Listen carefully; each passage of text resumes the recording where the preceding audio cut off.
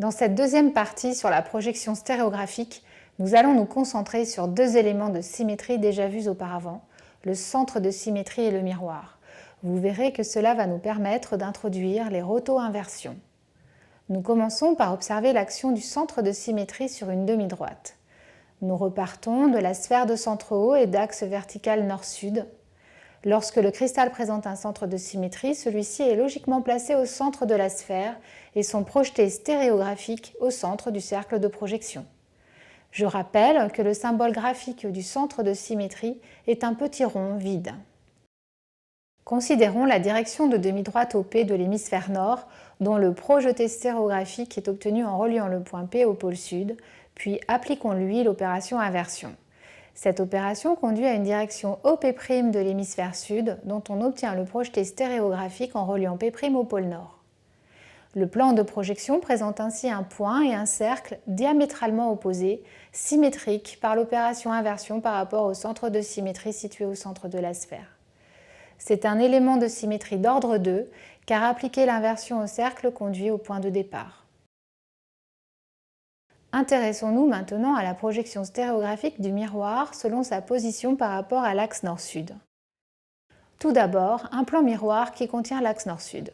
Celui-ci coupe la sphère selon un cercle de centre haut et de diamètre vertical, le segment NS. À votre avis, compte tenu de ce que nous avons vu dans la partie 1, quelle est la projection stéréographique du miroir, donc de ce cercle? Le cercle contient une infinité de points dont les projetés stéréographiques forment un segment qui n'est autre qu'un diamètre du cercle de projection, et ceci est vrai que nous partions des points situés dans l'hémisphère nord ou de ceux situés dans l'hémisphère sud. Sur la projection stéréographique, nous représentons le miroir par un segment vertical. Voyons maintenant son action sur une direction de demi-droite OP de l'hémisphère nord. L'opération miroir conduit à une demi-droite OP' symétrique de la première, donc appartenant aussi à l'hémisphère nord. Ainsi, les projetés stéréographiques de OP et OP' sont représentés par le même symbole graphique, le point. Sur la projection stéréographique de l'ensemble, on remarque bien que les deux points sont symétriques par rapport au plan de symétrie verticale. Nous rencontrons parfois des plans miroirs obliques par rapport à l'axe nord-sud. Par exemple, dans le cube, il existe des miroirs diagonaux perpendiculaires aux directions 0, 1, 1 et donc inclinés de 45 degrés par rapport aux directions 0, 0, 1. Considérons un miroir avec une inclinaison similaire par rapport à l'axe nord-sud.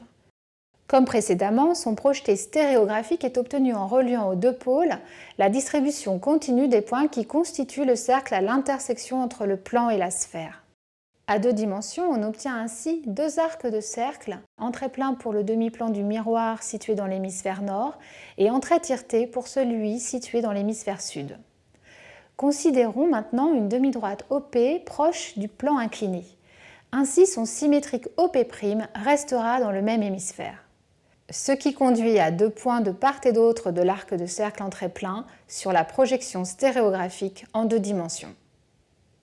Si nous poursuivons l'inclinaison du miroir, celui-ci peut être perpendiculaire à l'axe nord-sud, situation rencontrée dans plusieurs groupes ponctuels cristallographiques.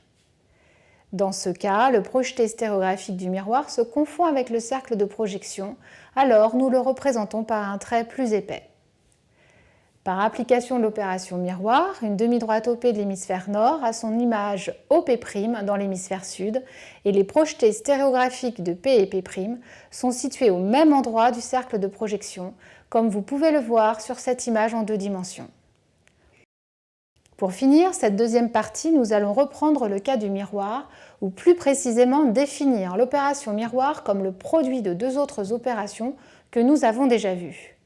Reprenons la projection stéréographique du miroir perpendiculaire à l'axe nord-sud.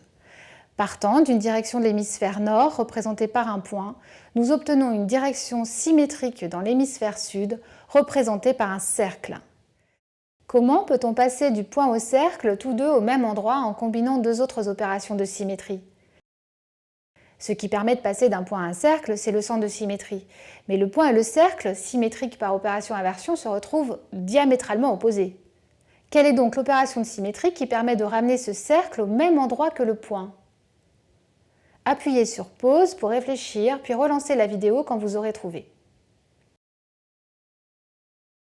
C'est un axe binaire situé le long de l'axe nord-sud qui permet d'obtenir un cercle à la même position que le point initial en partant du cercle déduit de l'application de l'inversion. Un miroir apparaît donc comme le produit d'une rotation de π et du centre de symétrie. L'axe de rotation est perpendiculaire au miroir. On appelle ce type de produit une roto-inversion qui est ici d'ordre 2. On peut aussi le noter sous la forme à deux barres. Tout miroir est un produit de la sorte, quelle que soit son orientation par rapport à l'axe nord-sud. Autrement dit, combiner un axe de rotation binaire et un centre de symétrie placé sur cet axe de rotation engendre un seul et unique élément de symétrie qui est tout simplement le miroir que nous avions vu dès le début du cours en observant des minéraux. Pour vous convaincre de ce que je viens de dire et clore cette vidéo, je vous propose l'animation suivante. Vous y voyez un axe binaire que l'on fait agir sur un point M de l'espace. Appelons M seconde le point image de M.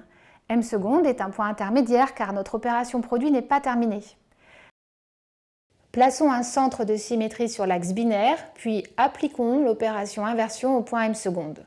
Nous arrivons ainsi au point M', qui n'est autre que l'image de M par symétrie miroir, dont le plan est perpendiculaire à l'axe binaire que nous avons considéré au début de l'animation.